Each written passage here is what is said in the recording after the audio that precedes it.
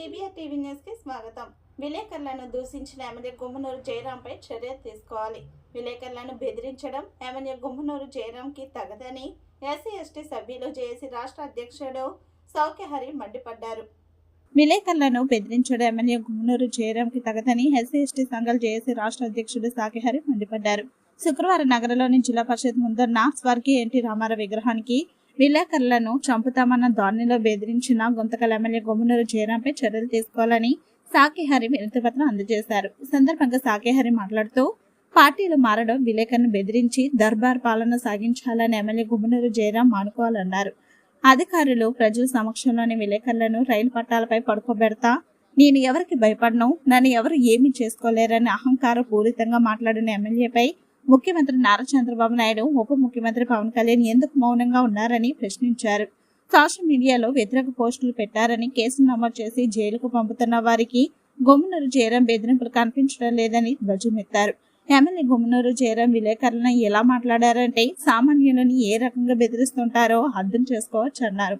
బహిరంగ ప్రదేశంలో విలేకరులను బెదిరించిన ఎమ్మెల్యేపై ఎందుకు కేసు నమోదు చేయలేదన్నారు.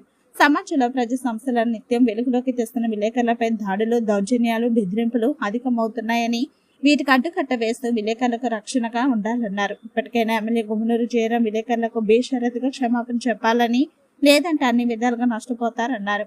కార్యక్రమంలో ఫైట్ ఫర్ రైట్స్ కేపీ రాజు, మానవ హక్కుల వేదిక నారాయణ స్వామి, తెలుగు వెలుగు టీవీ రెడ్డి, PHPS మన్నే పాకుల మాధవ్, జేఏసీ నాయకులు రామకృష్ణ, వెంకటేశ్, సుధాకర్, నారాయణ స్వామి, బాబు తదితరులు పాల్గొన్నారు. కల్పించాలి.